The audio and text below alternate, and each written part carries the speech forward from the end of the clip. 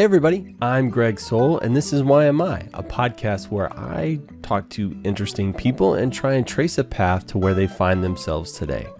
My guest this go around is Anna Ream. She came with an impressive list of who she is, but the highlights are practicing artist, photographer, mother, wife, purchaser of things, and person of faith. We discuss how photography is a superpower that opens avenues through which Anna is able to examine herself, her life, and her feelings. At the end of all of it, she has a tangible object that she can then help others along their path. I hope you enjoyed this chat with Anna. Anna Ream, thank you for joining me on the Why Am I podcast. Thanks for having me. Yes, ma'am. Thank you so much for being here. You are a referral of a referral of a referral. And I'm curious to see how far down the rabbit hole I can ever go. I think this is as far as I've ever gone, so we'll see if we go any deeper beyond this. But you and I are standing in line somewhere, like always. That's how these podcasts always. I stand in a lot of lines, apparently. And so we have both carefully crafted our trips around the Caspian kebab truck. And so we're waiting in line, right? Obviously, this is a popular place. We're waiting in line to make our order. We talk about who I am, and I am really boring, so we move on quickly. So it's your turn to reciprocate, Anna. So who are you? I am. It's funny because that seems like a simple question, and I think at this point in my life, I had hoped that I would be more confident about my answer to that question. But we definitely continue to evolve, no matter how old we are. Always. So I guess thinking about this, I would start with I'm a practicing artist, and I use portrait and documentary photography as my medium. I'm a mother of 3, and I think those 2 things are pretty central to how I spend my days in terms of my time and my energy and my mental focus. I am a wife. I am a transplant to Washington State. I've been here 16 years, but I grew up in New Jersey, and so I'm a Jersey girl. You definitely sound like it. I was in a family of 4 kids, second oldest, and my mother was born and raised in Sweden. My father was from Virginia, and we grew up in New Jersey. Both of my parents have passed on, or have passed away, which sometimes makes me feel a little bit like an orphan, even though it happened when I was an adult. What else am I? I'm a lifelong learner. I love learning. I would consider myself a creativity explorer. In whatever form I can find to kind of dive into and try out. I'm really good at purchasing things for new projects. I'm not always good at finishing projects, but it's fun to do deep dives. And what else? I'm a knitter. I'm a quilter. I am a swimmer. And I'm a person of faith. I would also throw that in there. That probably sums up, a lot of it. That is a lot of, a lot of things. I usually like to talk about, I'm furiously scribbling notes.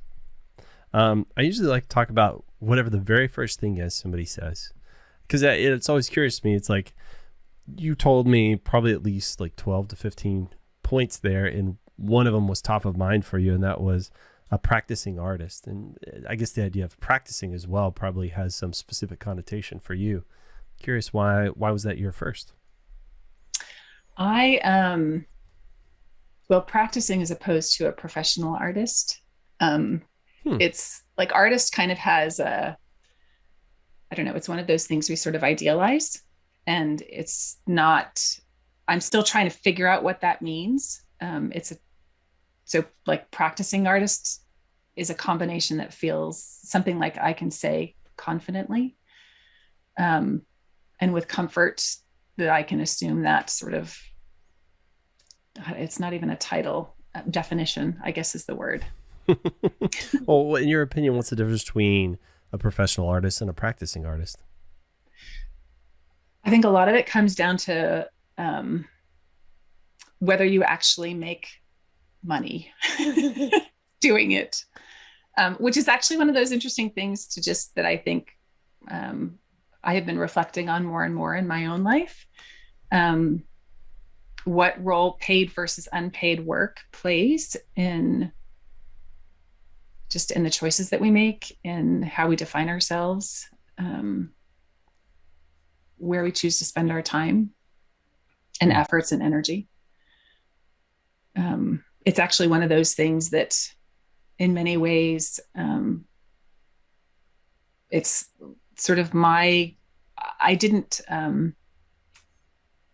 I wasn't raised around art really, but creating things was something that I have always done. And growing up, that creativity was expressed with some of the skills that my mother taught me, like knitting and quilting and needle arts. Those were the things that she knew and learned. And so those were the things that she passed on to me. But art was this big, important thing that was shown in museums. And I didn't really know how to connect with that. In college, my major was a double major in English and religion. And the two classes that I remember being my favorites were two photography classes. But I didn't see how that could lead to a profession. It seemed, it just didn't seem like a path that I could take. And, so my life went through many other kind of detours. I tend to be more,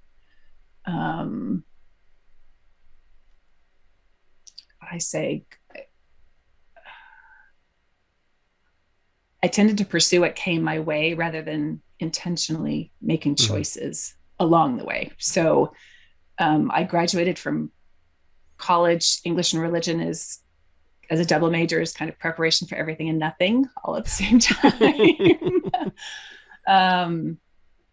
I served a mission for my church for 18 months in Japan and came back from that literally having no idea what I was going to do next, and ended up in New York City temping.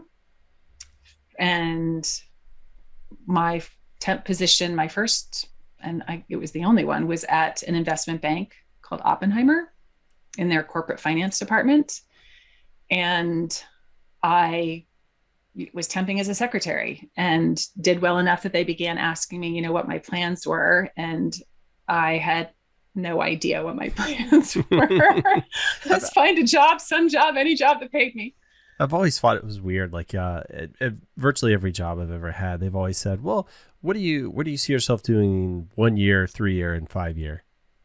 And I never had a real answer for that. I would always make something up, but truly inside there was nothing. Yeah.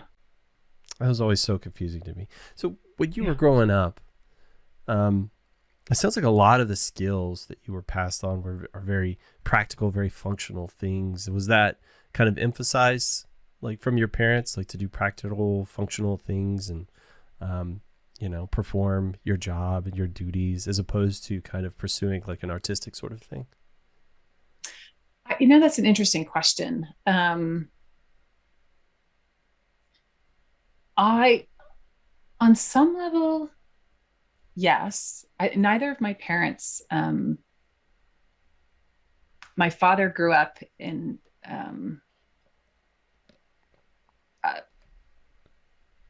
low income, like they struggled a lot. My mother was born and raised in Sweden. I think, they were like 4 daughters living in a 1-bedroom apartment and, in the city. And so practical, maybe in the sense of figuring out how to make a living, something to support you. But I think also, I thought about this a lot lately. I think so many of the choices that we make in life have to do with what we can imagine is possible. And what we imagine is possible is often what we're exposed to. Mm. And like my mother always told me that that she thought I should be doing something creative, but I don't know that she knew how to help me find that path. Hmm. She got married very young and started having children. I think she was like 19 or 21. So she was really young. And then, later, my own parents struggled financially as well. And that was a source of a lot of conflict for them.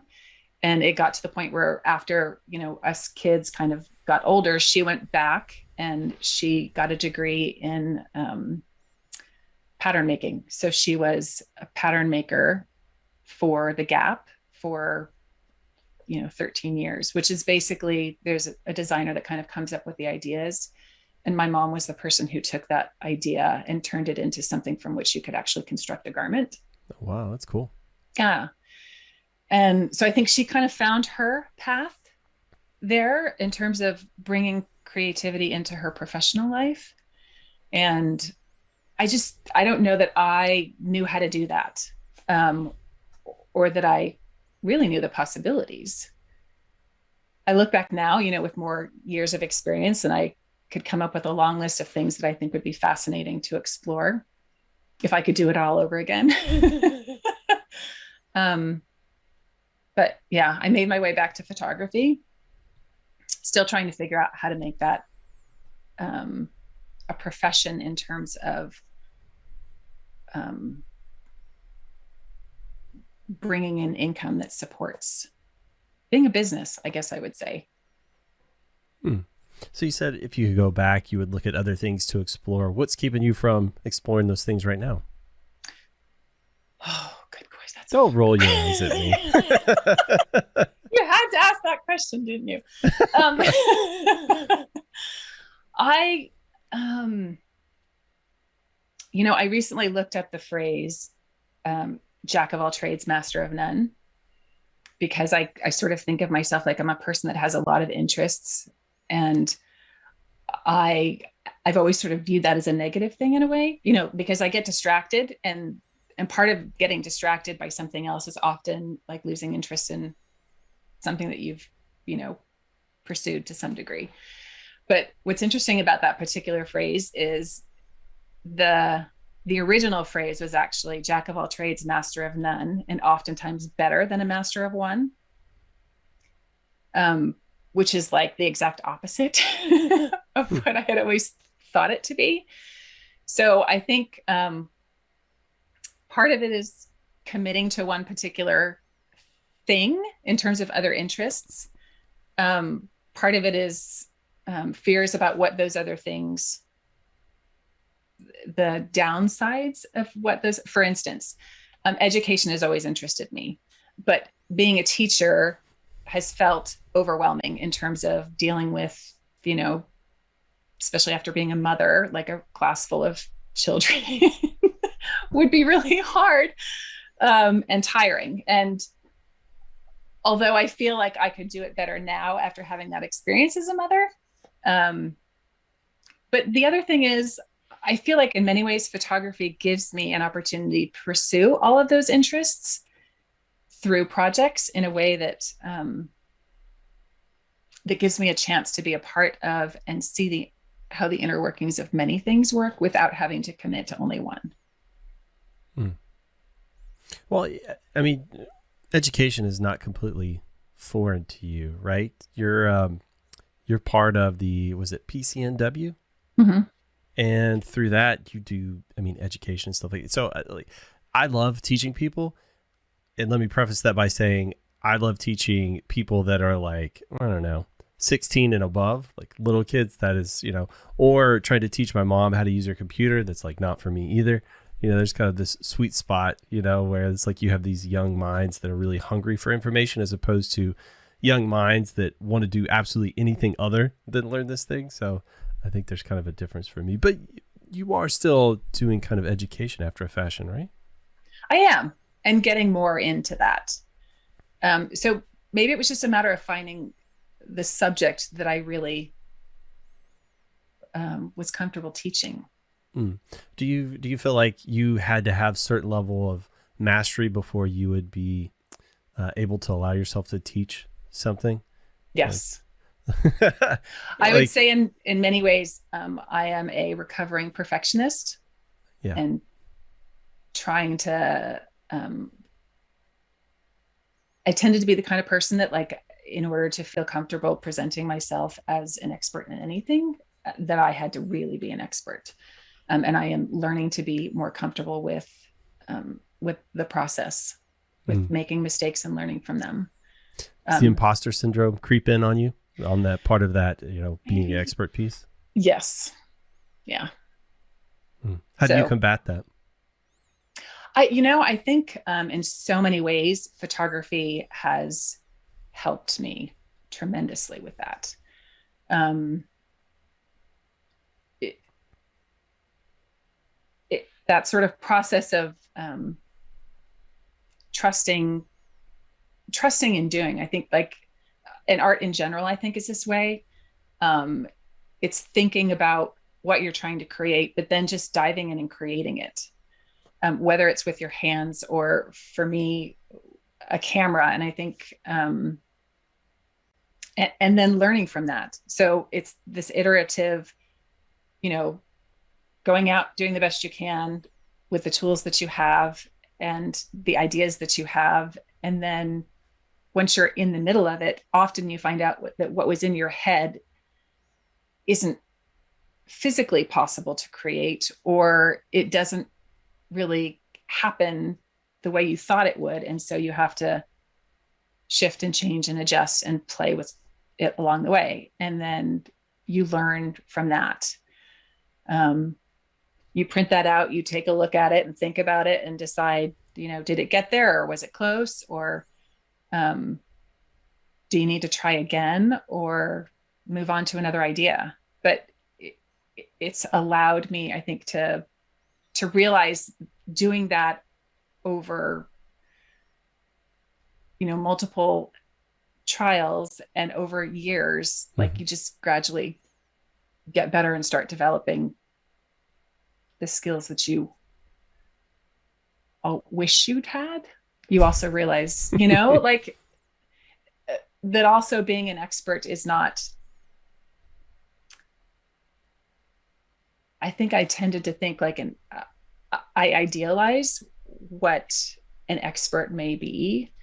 And the more that I meet people, I find out that they are struggling with a lot of the same sort of insecurities and doubts Yeah. that I am. Yeah. Unless you're a psychopath, everybody feels uncertain. And, there's all that stuff. And something else I've learned is that you don't have to be an expert to be able to give value to somebody else. Like, if you could just share your wisdom, right? The things you've learned along the way, all the wrong ways of doing it. This works well for me, sharing that information can be so instrumental in somebody's development for their love for a subject or just their growth in that subject. And if you're brave enough to step up and share a little bit of that, even if you don't feel like you're an expert, you always have something to give in there. Yeah. I think that's so cool. So it sounds like you're a perfectionist, and something Peter Crask, the fellow that introduced us, said to me is that, like, he said that art knows where it wants to go. It knows what it wants to be. And then sometimes when you start it, you have this idea of what it's going to be in your mind right now. And then at the completion of it, someplace completely different. So I'm guessing that's kind of what it sounds like you're saying, is that you would have this very definite idea in your head of how you wanted it to look. And at the end, it didn't quite look that way. And I guess it was reconciling with yourself. Hey, this still is valid and beautiful, and I like what it's become, but it's not what I had imagined. Is that sort of what you were trying to tell me, or were telling me and I'm interpreting? Kind of, yeah. I guess an example of that might be, I like to continue to take classes to sort of challenge myself creatively. And I was taking one in January that gave me an assignment to, it was sort of a test or hypothetical editorial assignment to create an image for an article on seasonal affective disorder. And, I sort of had this idea of like, a house and, how to make a cloud above it. And, the way I initially tried it, I did it and it was horrible. It was just so awful.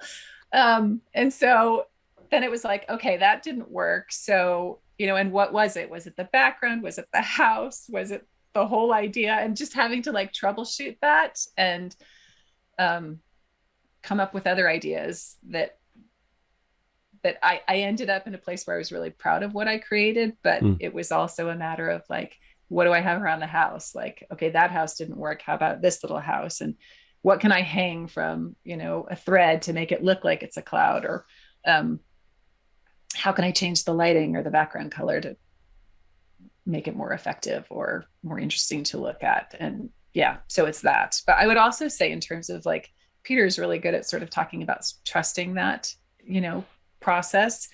Part of art is also, I think you tend to like be drawn to particular subjects and you don't always know at the beginning why you are. And having people that you can talk to about that work that pushes you to sort of like peel away the different layers of, what draws you to that subject. And here's an example of that. The body of work that I created for my thesis project, which was for the Photographic Center Northwest, was a series of portraits of children with their comfort objects. And, that being that sort of special blanket or stuffed animal that kids like form a huge psychological attachment to. And, a lot of that was driven, my interest in that subject started with, having children who had them and that relationship. So it was sort of nostalgic and kind of wanting to branch out to my community in general. So it was a way to kind of connect with, other parents that I had relationships with. And the first child that I photographed, her mother was a psychologist by training. And she had told me that that object is called a comfort object. And the person who termed that is a psychologist named Winnicott. But, it's like this whole big sort of psychological theory. But that object is representative of the child's relationship with their mother. So it's a physical object that helps them when they begin to differentiate themselves from their mother, that they're a separate person. And it offers them a way to kind of self-soothe because it's sort of reminiscent or a link to that parent. And I think in so many ways, knowing that relationship existed made it an even more interesting subject to pursue. And I ended up photographing more than 100 children. Oh, wow. With their object. And the point where I realized I was kind of ready, because it was sort of like, I worked on it for multiple years. I think it was, like 4 or 5 years. But what I realized in the end, after I began to sort of peel back the layers of why this subject interested me, that in many ways, that object in the child's mind was representative of the mother. But in my own life, as a mother, I felt like a comfort object. And like, in the sense of sort of taken for granted, tossed around, there, and in many ways, like provide comfort, but then also this like person that gets, I don't know, like just that becomes more an object, not necessarily me as a mother, but just a mother that fills these needs. And that was sort of the point where I was like, I think I'm done with this. Like that realization, gave me, I think maybe all that I needed to explore out of that subject matter and allowed me to move on to other areas. Gotcha. So through the process of this, you actually learned a little something about yourself along the way? Yes. Yeah. That's interesting.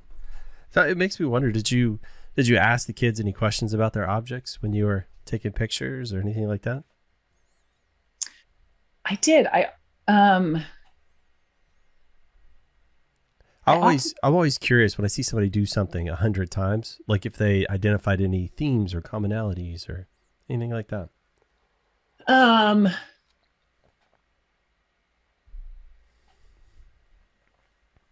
I typically had conversations with the mothers more Hmm. because children who have comfort objects are pretty young. Um, maybe like 2 to 5, 7, is sort of like the most common. So Hmm. it was fun to hear the stories from the different names that they, had for their object. Um, that's an interesting question. What did I learn about those objects?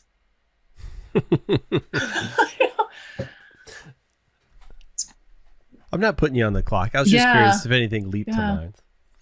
When you were Nothing talking leaps. about drawn to things, but not really knowing why. I think I've found that in myself as well, like in a lot of different subjects. Just this podcast, for example, I was drawn to it, and I knew I wanted to do it, but I couldn't really put my finger on why I wanted to. Um, and I remember one time hearing about how when women are pregnant, a lot of times they have cravings, and I'm not sure the validity of this statement, but it sounded really likely to me. Is that this one article I was reading was saying that a lot of times their cravings are for specific objects that have like nutrients in it that they are depleted of right now, and so it's a way for their body to kind of get that back in. And I was wondering if these things that we're drawn to, if there's some craving that our body knows we need, but kind of our conscious mind isn't quite aware of it yet. So Hmm. I've done a lot of self-exploration and some healing doing this podcast, talking to interesting people and making real human connection, and just becoming a better human overall. And I had never, until like you were just now talking about, I'd never really put it together that sometimes your art could be your body like trying to heal or trying to make you aware of something. I'd never kind of looked at it in that light. Do you think maybe there's some validity to that? Yes. Yeah, I definitely do. Hmm. Yeah. I I have 2 projects right now that I would say also fall into kind of that category, that I'm actively working on. And they have grown out of, one of them is a documentary project about high school theater. And the other one, um, is about the junior officer reserve, ROTC Mm-hmm. program at the high school. And both of them, sort of the origins of them, came from, so I have 3 children. My oldest is in college, and my middle one is a sophomore in high school, and then my youngest is in 5th grade. So kind of a broad span of Yeah, ages and pretty big gap. Yeah. developmental stages. Yeah.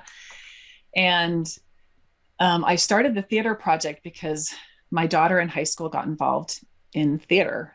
And, initially I had sort of seen the headshots that they put up, for their show. They would have a big board they put up, and volunteered. I had photographic skills. So I was like, that's something that I can do. And through sort of like reaching out to the director, that evolved into a documentary project about this group, and trying to, it was something that, as a high schooler, I did sports. Theater is so different as a community. And so it was sort of the curiosity of like, here my daughter is experiencing, this community, and she dove into it. That was like her happy place in high school. Hmm. And it gave her a chance to explore like all kinds of skills and to take risks, to be on stage in front of people, to be seen, and, share skills and talents and abilities that she had. And I wanted to understand that better, that connection between her own individual development within the context of this community. And so I've been working on that since 2017, and have continued after my daughter graduated from high school. My middle daughter, um, had some overlapping interests in theater, but that's not the place where she felt seen in Mm. her high school experience. And that place that where she has found that same community that has given her a chance to explore her own talents and abilities has been the, Navy Junior Officer Reserve training community. And at first, this beginning of this year, I was like, I am not ready to start another documentary project. But this year, since they were back like in person, and I saw even more like her interaction, and they had a Christmas party where they invited families and everyone was together. I was like, you know what, I need to explore this. And so I reached out and asked for permission to sort of expand my project. And so now I'm looking at these two very different in terms of like what brings people together and the nature of these communities. Theater being more, sort of about creating a story and, flamboyant and individuality, and ROTC, like the structure of it is like uniforms and honoring that uniform and attention to detail and very sort of like specific and methodical, but regimented. Right. And, here I've got these two kids who have these experiences in these very different communities, and what that's adding to their sense of like their developing selves. And I can see parallels in my own sort of journey of, I've got my kids, beginning to those like last years of being at home, ready to launch themselves out into the world, and being a parent who has tried to sort of guide them along this path to figuring out what their sort of like talents and skills and interests are in life. And then, at the same time, reflecting back to my own journey, like up to this stage and what got me here and what have been those sort of opportunities that have led to those decisions and the communities that have kind of impacted that. But all of that is sort of wrapped up in this experience of documenting these two groups. So it sounds like having the camera, having photography gives you an excuse to be closer and to examine things, probably in a way, get access to examine these things in a way that you never would before. And I guess that's helping you kind of process all of the information, all of the new thoughts and feelings. Yeah. Yeah, I think that's an accurate statement. My wife and I did wedding photography for about 8 to 10 years. And I like going into it, I was very shy and quiet, very socially awkward. I would get anxious in crowds, which, that's every part of being a wedding photographer, And so I grew and expanded, and I changed as a human a lot during that. It helped me a lot. But I remember the power I had behind the camera. It was kind of like when Superman put on his cape, or I'm assuming a cop puts on his uniform, that now I could be brave and I could talk to these people and I could anything. I mean, talk about, there's very strong similarities between photographers and cult leaders, I think, because pretty much anything a photographer tells you to do, they're going to do it. You know what I mean? It's like great power comes great responsibility. But I just remember being able to, in effect, that morning be with strangers. And by the end of the day, I was with family. It gave you access to people in a way that you would have never had otherwise. And that changed me a lot. Just the ability it helped me learn to connect with people and things like that, because everybody's guard goes down really quickly. And so I can imagine you being introduced in an environment where, your kids are pursuing this thing and you really want to try and be part of their world. Well, man, this is like a cheat code to just jump in there and start exploring and, really learning to connect and understand what's going on. I think that's such an awesome superpower that you have there. It is an incredible privilege. The other interesting part about it's both you become a part of this group, it's kind of gives you a ticket or permission to be there in a different way. Yeah. But the other nice thing is you're also an observer. So, it can sometimes be tricky sort of navigating that line. But some of the most rewarding experiences are, getting to know kids that then come to me for questions or want to create an image together or just feel more comfortable around me as a person. And I'm also incredibly grateful that both of my children have not felt like that was invading their Right. spaces, too much. But yeah, to be like a mom and welcome in this community, but still, you know, hopefully not overstepping in terms of, like I don't have to be the teacher. Right. Right. Well, I mean, mother, I think, was your number 3 thing you had on the list. And the way you just used it there, that sounds like a pretty strong label. Do you think being a mom kind of puts you on the outside of things, like having that label attached with you? Does that kind of automatically put you in a specific category? I do think it automatically puts me in a specific category.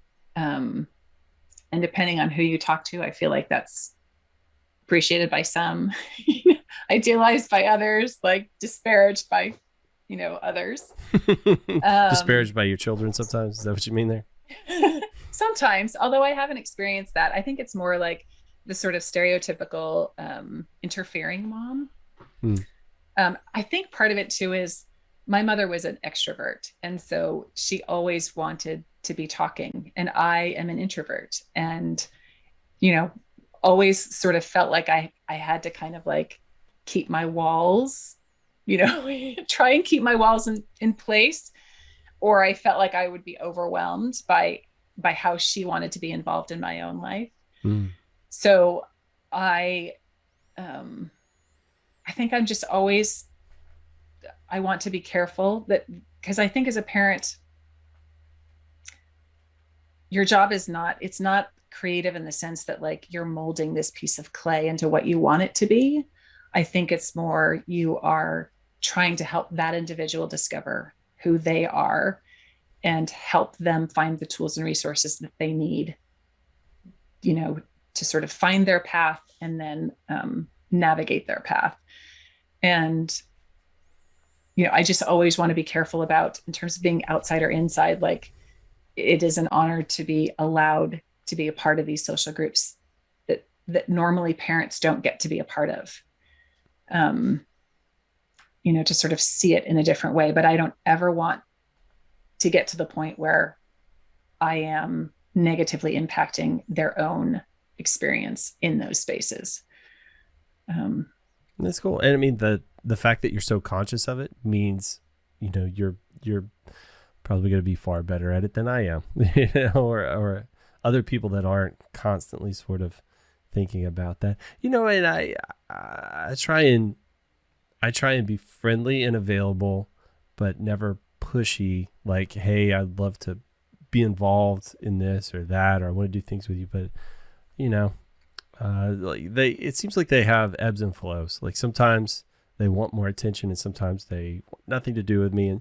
And those quiet periods where they want nothing to do with me feel like forever, Just, but they're slowly, getting longer and longer and longer. And I mean, it's age of separation, right? Mine are like 13 and 16. So they're starting to, yeah, definitely, they have strong personalities. They are very independent and, they're starting to, just become more and more independent, which is ultimately the goal, right? I want them to be able to leave the nest and take flight, not hit the ground. So they're making their way there. It doesn't mean it's like any easier on me.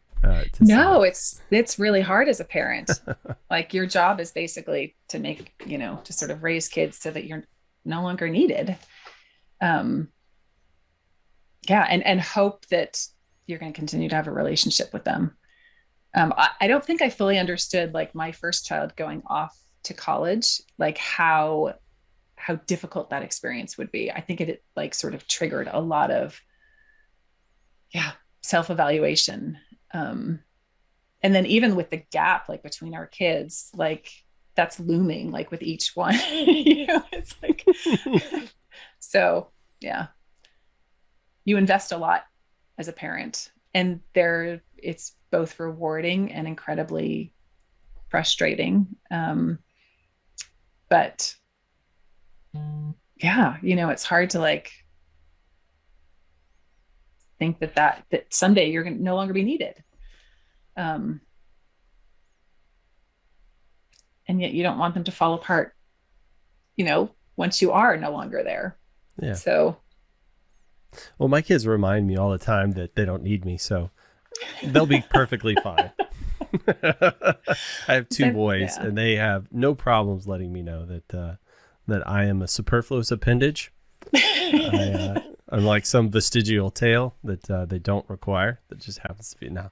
They, just the idea that at some point they're going to be gone, and it's so funny. Like, you're not supposed to be codependent, right? Where your happiness depends on somebody else's, but to some extent, as a parent, that's how it has to be, right? Otherwise, like, if you just didn't care, if you're somehow your self of being and self-worth wasn't wrapped up in your kids, then you're probably not, you're not going to give them as much attention as they require. And it's like, I've seen some people, that their entire existence revolves around their kids, and it sounds like you've got a lot of things outside of that, and it always makes me wonder. It's like, how do these people survive once the kids are gone? Because ultimately that's the plan, right? Yeah.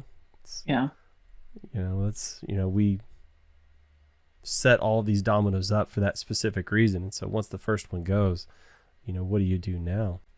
Is that kind of like an existential thing that you sort of worry about with your kids?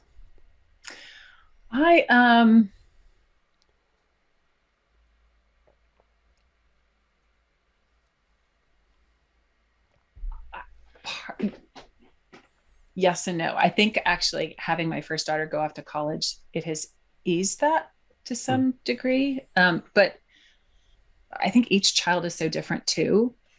Like, our oldest, she just came home last week for the summer break, and it's interesting to sort of see when she goes and when she comes, how much of a difference that one person makes in the way that our community, our like family, our being functions. And she has, like, we continue when she's at school, we have weekly calls with her, and that's something that she specifically wanted. So it's been interesting that, like, in many ways I sort of thought she would sort of fly the nest and then forget about us, but her tie to her, like, home, it has been difficult for her to kind of just go off. Like, she is drawn to home, which I am grateful for. But then you don't want that to hold them back from sort of their next stage in life either. Yeah. My other kids are very different. Like, my middle child, I hope she wants to keep talking to us. She's more like self-contained and not as, like, communicative. She's just, her boundaries are a little, navigating them is a little more complicated. So I worry that she will go off and find a place where she's happy, and, she would be perfectly fine. So just disappear there. Yeah. Yes. And then my youngest, I don't know, he just doesn't like talking very much at all. And so he's the hardest to sort of get information out of and to connect with. But yeah, I don't know. It's interesting navigating that. Do you think that connection that your older daughter maintains, do you think maybe that's on your behalf to help you kind of wean yourself off? Do you think she does that so that you will sort of be okay? I haven't gotten that sense. It's an interesting question. But I don't think so. I think it's just, and it's probably different for different kids, but I remember that sort of like that transition into college, this sort of first experience out on your own, it's disorienting. And she has done that during the pandemic. So that made, like, connecting with classmates and finding that community at college even more challenging. And so you think back to, I think it's a natural thing that, like, if you're in a new environment and you're not quite sure where your place is within that environment, you look back to sort of like a time when you felt at home and, look back on that and sort of, as this glory past that you kind of hold on to a little more tightly. Hmm. So I think it's more of that. But it's even interesting thinking about like that give and take of like giving them space to go and, and yet being there when you're needed and figuring out how to be there in a way that's productive and not. Yeah. Yeah, I get it. I mean, for sure, I get it. I don't want to get it, but I do. Is it, because I haven't experienced this yet, but is it surprising to like have your daughter go away for a little while and then come back for the summer, just see how she's changing, like the way she thinks and feels about different subjects, see that, because like I'm here with my kids every day, right? So I know that stuff happens, but it happens so slowly and subtly to me that I don't notice it. It's just curious, like, do you see those changes happening? I do. I think the fact that she wants to talk to us weekly helps that not be such a huge transition in terms of like the developmental change. But one of the most exciting things that it is to see, like she has always been very particular about like her interests, and she is like very focused. Like since 8th grade, she has been interested in animation, and that, has continued from high school through college now. And so it's neat to sort of see that kind of coming together in terms of her artistic development and seeing her confidence grow and those kind of skills finding an outlet. So I think I recognize more of that development. She's still like, it's funny. She jokes about every time she sort of talks to me, it's like I'm her therapist. So she is crying a lot. So I think like she's just good about communicating where she is, I think mentally. So I feel like I'm continuing to see that evolution as it happens. Gotcha. So it's not so stark and clear cut. Right. But it will likely be different with my other two. No doubt. It will be probably entirely different. Have to forge new ground, just throw away all the old maps that you created and you get to write new ones. We're all cartographers. We just didn't realize it. Yes. The other thing that's interesting to think about though is I think on some level, like, are your parents still alive? Do you go back and visit them or get together with family? I see my mom maybe a couple times a year, somewhere in there. Yeah. But we were never really like close. I guess one of the reasons I mentioned that is in so many ways, like when you go back to those family relationships, you tend to fall into the same patterns. Yeah. And so it's interesting thinking about your own kids kind of coming home and in terms of like recognizing those transitions, like their growth and then coming home and whether you see that. And I think there is also always that sort of part of it that you kind of fall back into your own pattern. Yeah. You see people kind of regress a little bit, especially like around their siblings and stuff. Yes. That's so interesting. Well, I'm looking at this huge laundry list of things that you said were you. And you said the very last one was person of faith. And I'm also looking at my notes where you did like this really cool photography series you called Madonnahood. So I thought that was kind of an interesting intersection of motherhood and then I guess your faith there, right? A little bit. So I'm assuming, does that mean you're Catholic? Is that kind of what you subscribe to? No, I'm a member of the Church of Jesus Christ of Latter-day Saints. So Mormon. Okay. Yeah. All right. Well, tell me about the Madonnahood piece and where that came from.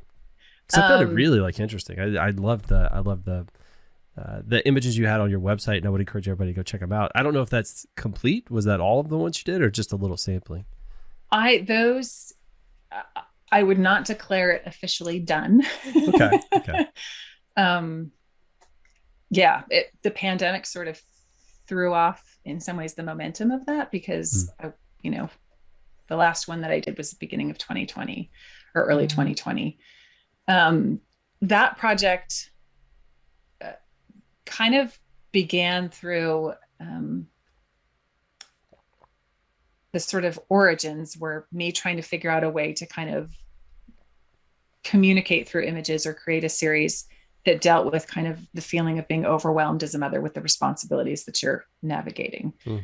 Um, and the schedules that you keep track. It's like all the stuff that you have to like sort and get rid of and, like make sure you're on top of. And um, for a couple years, I was trying to do that through still life images and just didn't feel like I was making progress. And I signed up to take a class that was on narrative portraiture. And I thought, this is what, I'm going to use this class to kind of continue my still life. I'm going to, sort of like think broadly about what portraiture was.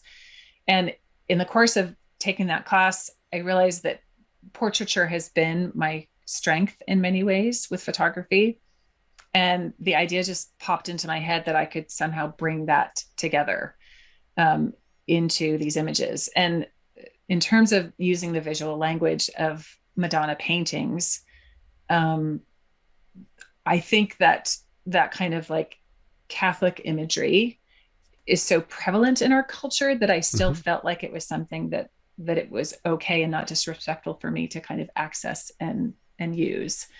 And it has that kind of religious content, but it's also interesting because I would find, my daughter would tease me about this, when I go to museums, that the images that I tended to be drawn to were Madonna and child in some way, shape, or form. That's kind of where I always found myself standing in front of those images.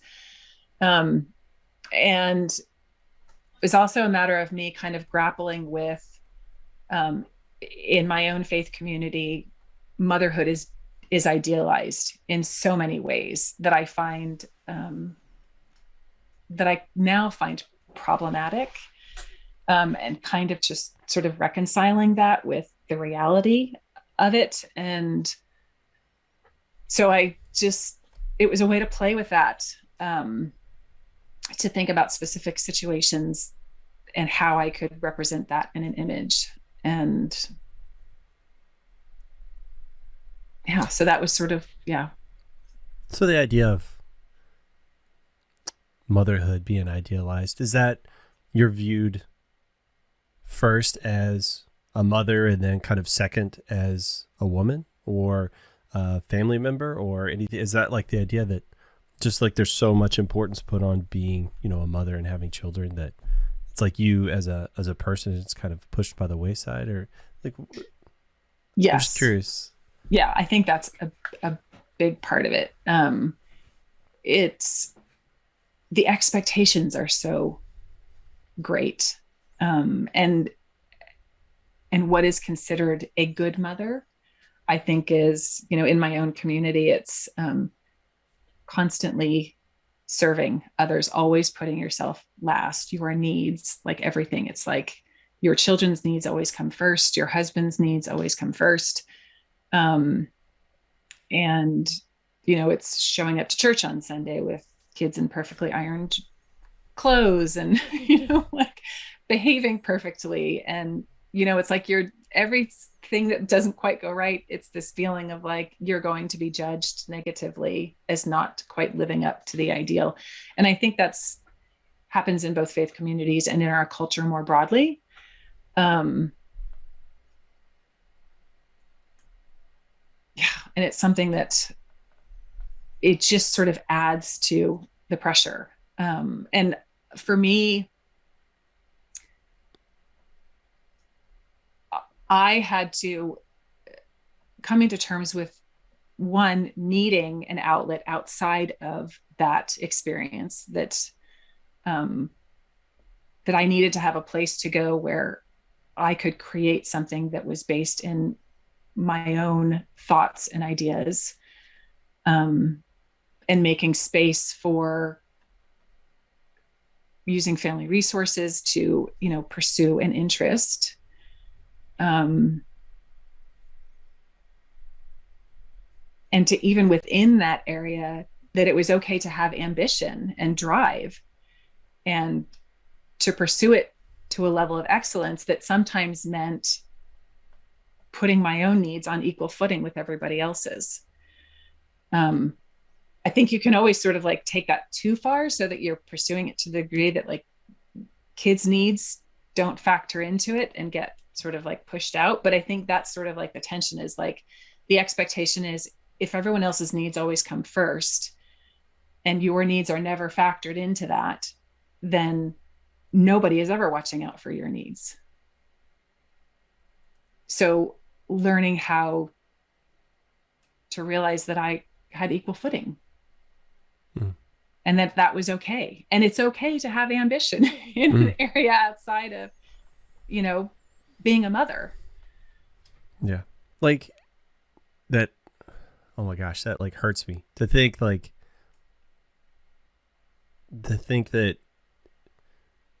like your identity as just a human goes away. It's like you're not even given equal footing to like to me in my head, like if you wanted to do something for yourself, I'm assuming probably not anymore, but at some point it probably felt selfish to you, right? Like I want to do something for me or to make me feel better, or my needs.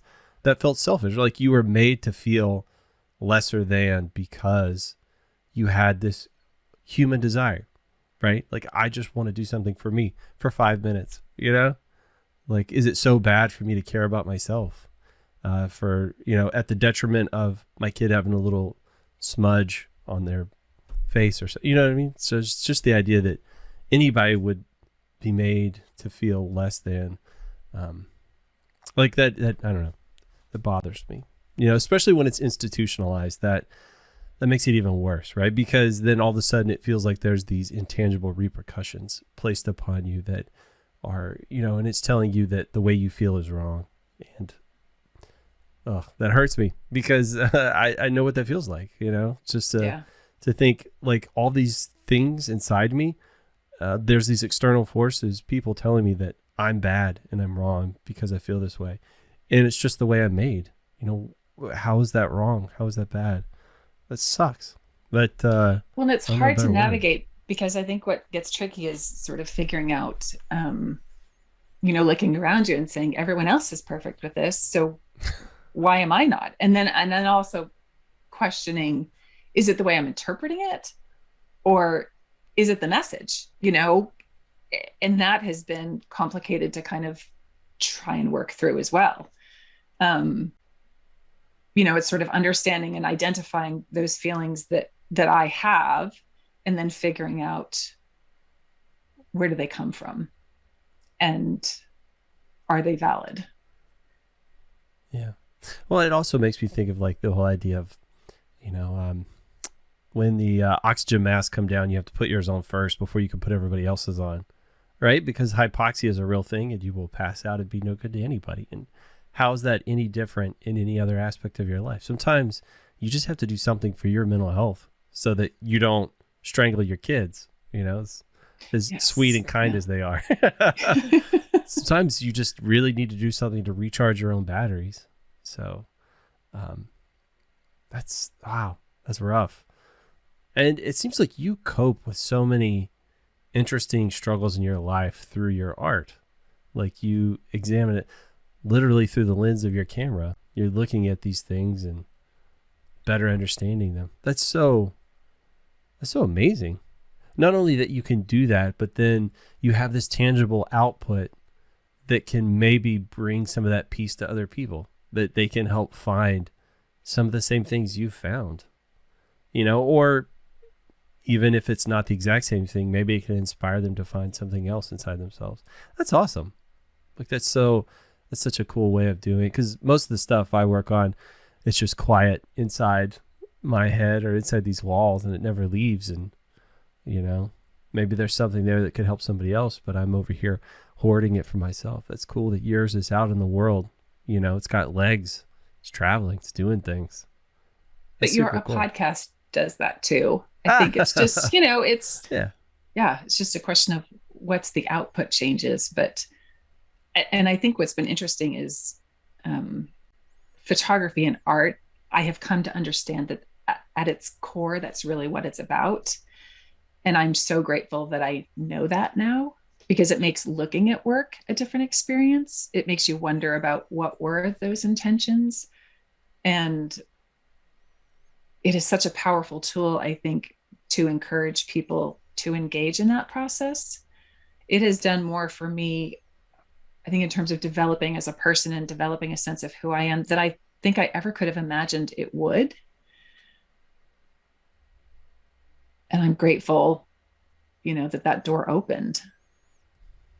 How different of a person do you think you are now as opposed to, say, 10 or 15 years ago? Is it immeasurable? Yeah. Yeah.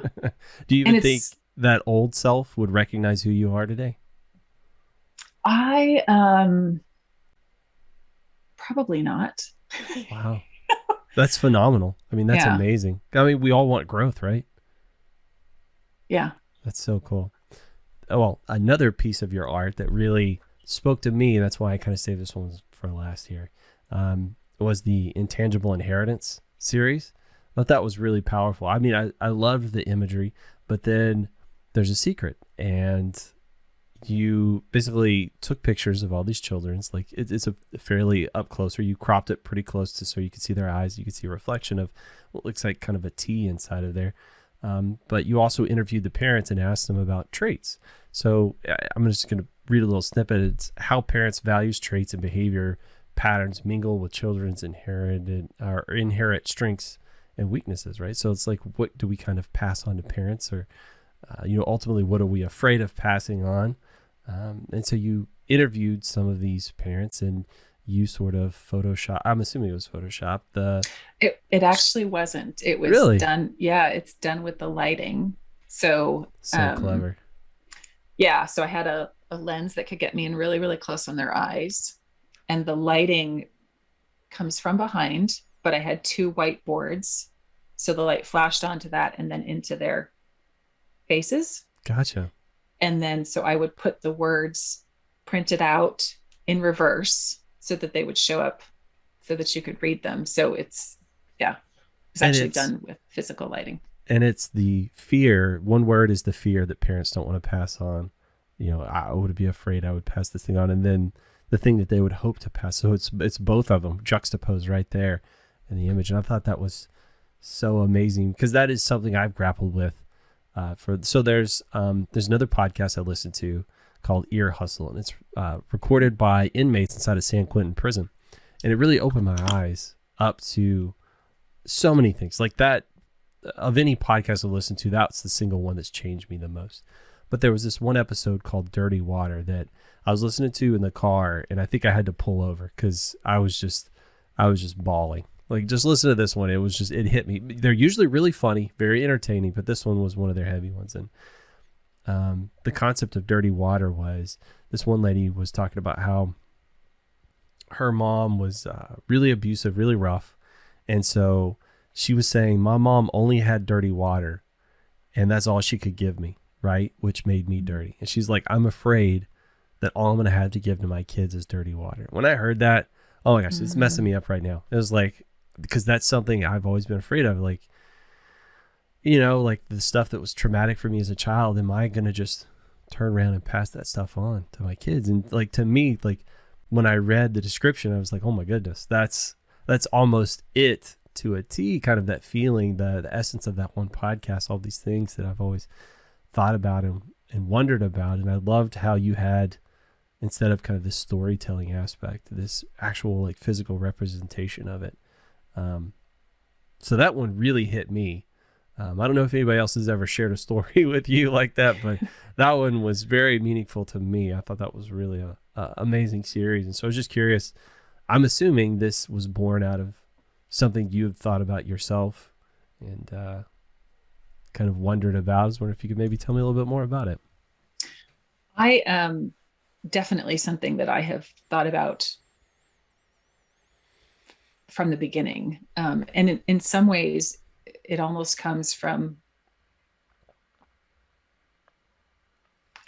I had two wonderful parents who absolutely did the best that they could, but there were things I wish that they had done differently. Right. And my way of kind of dealing with that from a very young age was to kind of imagine all the ways that I would be different as a parent. So, which is so pretentious. And like, now that I know, like I am so much better at being like compassionate about those mistakes that we make, because we all make them. Mm. But it definitely, the origins of that sort of way of thinking was that kind of like, it's easy to think about how to be a good parent when you're not dealing with the day-to-day struggles. But from, you know, the roots of that work, it was actually for a class on developing public art. So many of those images are in bus shelters. So they're, 4 foot by 8 foot panels on bus shelters in the county that I live in, which covers Seattle and all the way like out towards the eastern part of it. Wow. So that you can see them, those words show up more visibly. And from the very beginning, I have just thought, as a parent, been conscious of what are the positive things and the negative things that I'm going to pass on. And, as I have gotten older and come to understand better how difficult it is to do everything right, and that you don't, no matter what you do, there are so many things that you're not aware of and conscious of that, that you end up impacting, your children most directly because you're with them so much, Mm-hmm. but, other community members as well. There's a body of work that I've also worked on that's actually not on my website, and I've exhibited a few images from it, but there's a community in my area, and the children in this community go to our schools, our public school system, but it's a community that's YWCA sponsored, and it helps parents who were previously incarcerated, gives them, living space and then social support for regaining custody of their children. And that experience has been was incredibly rewarding. It's not a community that I continue to have an opportunity to engage with, but it definitely opened my eyes to how much trauma impacts how we treat family members, and the choices that we make and the paths that our lives take, and just how important it is to be compassionate with people about trying to help them find ways to be closer to the person that they want to be. I even feel like there are so many things in my own relationships that I looked at my parents, didn't understand, but didn't want to become that. And it's sometimes scary how many of the same challenges I have ended up facing. Some of that because of my own way of navigating, some of that just things that I wasn't aware of that I am hopefully figuring out to deal with better. Part of this, my youngest son was diagnosed with ADHD a few years ago. And what that did for my husband and I was pushed us to look for other parenting resources and to find better tools for, I think sometimes we have this sort of like ideal of what we want to be, but we don't know how to get there. And finding people who can teach you how to develop those on a day-to-day basis. I think when I think of Brene Brown's work, like she is definitely one of those people that is doing that kind of work in the world. And so I'm really drawn to people like that and hoping that I am developing those skills. I think even my husband and I are right now going through like you have this relationship with this person for decades, and then all of a sudden you're like, wait a minute, there are assumptions that we have made all along the way that aren't working anymore. And we have to figure out a better way to navigate this. And it requires change. It requires self-evaluation. And And the humbling thing to learn so often, I think this happens a lot with children, is as a parent, so much of their behavior and the negative behavior that on some level, even though I'm trying to correct it, I'm actually reinforcing it. And if I can find a better way to interact, then that process of growing becomes more manageable, more realistic. Like when I change the way I parent, that has far better effects. And it's generally being kinder, more gentle, clarifying, so that you're clearer in your directions. But at least that means that it's something that I have control over, and finding ways to do that is also encouraging. Yeah. There's been many things that I come and I grow and I get better, like especially with my kids, and here I am. It's like, well, the oldest is 16. It's like, man, I sure wish I would have figured this out when he was 3. You know what I mean? Like, life would have been better for both of us had I done that stuff. Well, something you sort of touched on made me think about something that I've questioned in my own life. It's, like when you're with your partner, as you said, sometimes you realize some things aren't working. Well, how do you have a conversation with them where you say, well, we need to make a change, but I'm not sure what that change is. And how do you have a conversation about making change either with yourself or somebody else without saying you're doing something wrong, right? Because that it always feels, if you need change, that always feels like it's accusatory, like you're doing something wrong, so we need to change it. So it's like, how do you navigate those waters where you have that conversation of, let's make a change, but I'm not saying you're bad or wrong. It just needs to be different. You know what I mean? Like, I know that is like such a loaded question to ask. I'm just curious if you've found some way to navigate those waters. Oh gosh. I'm laughing because in many ways what probably comes across more is, this is bad, you're wrong. No matter who says it, everybody will take that on.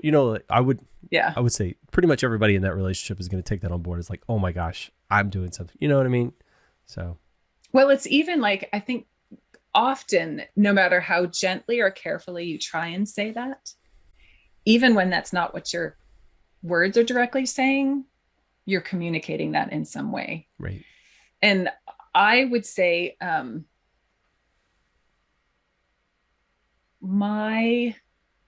are we doing that? It's been a long process. We tended to be the kind of person that there were issues, but we didn't talk about them. So they ended up being things that just kind of got buried, and to maintain sort of a surface peace. Not in a bad way, but just non-confrontational. Both my husband and I grew up with parents' relationships that we would not consider models we would want to follow. And for us, I think most often, many of the things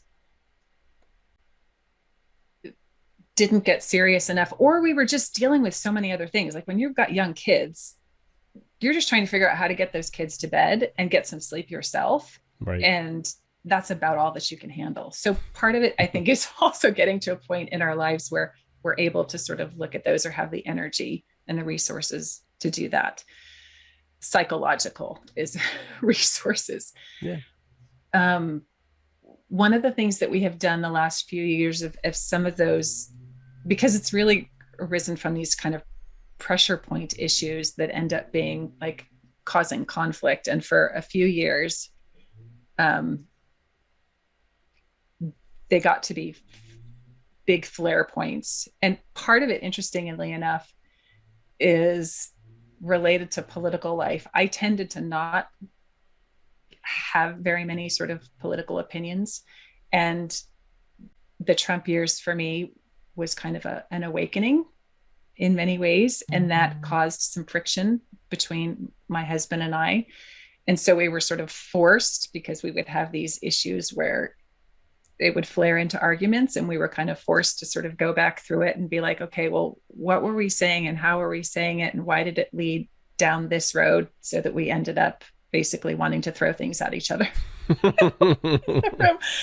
And so navigating that, and we've tried a couple different books to sort of try and help us. Some of them we would sort of start them out and then realize, well, we're not quite ready to go into this, and so we would look at another book. Like I think one of the books that we tried was called The New Rules of Marriage, and that was one where we kind of got into it, and there were some things that were valuable, but we weren't both quite ready to go there. And so then we've started reading.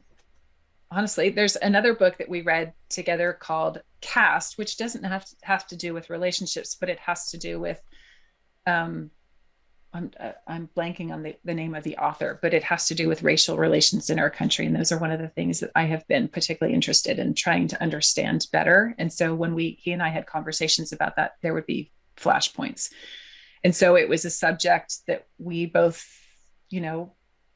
read a book that kind of helped us find some common historical information that we could both relate to and discuss. So currently we're reading Brene Brown's Atlas of the Heart. And that has kind of helped us think about, it's kind of taking the layers of doing your own work as an individual and figuring out, why am I responding in this way? And what is it that I need to understand about myself so that I can then, communicate it more effectively, allowing each other the space to, when there is a trigger point, to listen, to the other person, say, this is why I interpreted that this way, and to clarify that. But oh my gosh, it's a lot of work. It's so much work. Mm-hmm. And it's hard and humbling. And humbling. Yeah, but we're making progress. That's good. Ever forward, right? Always a little better. Yeah.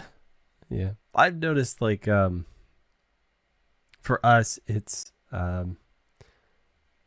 like my wife and I have been together for a really long time. It sounds like you and your partner have been together for a really long time too. We started dating when I was 16 and she was 17. So now I'm 40. So you do the math. It's been a really long time we've been together. And some of this stuff, you overlook it for so many years that it's almost, I liken it to like you develop a callus to it, so it's like it's there, but you don't really. And so there's been little things here and there that we've gone back and reevaluated and had conversations about. I'm like, with her, I'm such a pleaser. Like, I always want her to be happy, and I never want to cause any conflict. So forever I would just suppress anything I felt or whatever, because I didn't want to upset her. And it was the long process of me like evaluating my feelings and saying, I can have a conversation with this person.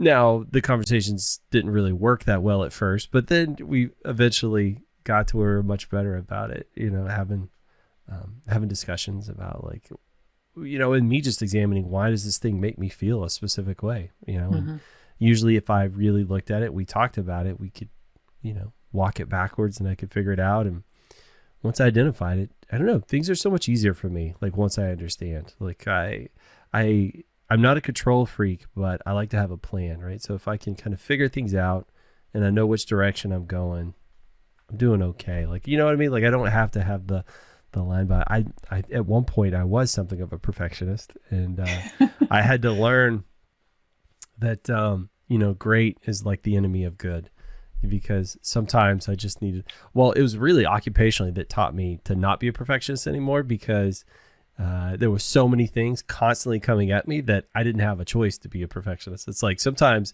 you just had to put out one fire so that you could start throwing water on the next fire, you know what I mean? So if I could duct tape this thing together and it wouldn't explode for the next 3 hours. However long it needed to last. Yes, Lord have mercy. something I heard a long time ago that's been very true for me is a temporary fix is the most permanent solution. So you fix something really quick and then it just stays that way forever. And that was very true occupationally. And I've seen a lot of people, and probably myself too, do that in relationships. We'll just slap a Band-Aid on this thing and then make a note to come back to it. And I just, never do. But it's usually having to do with my happiness. I'll forego my happiness for other people because I can do that, right? And I can always sacrifice of myself if it's in service to my family or other people.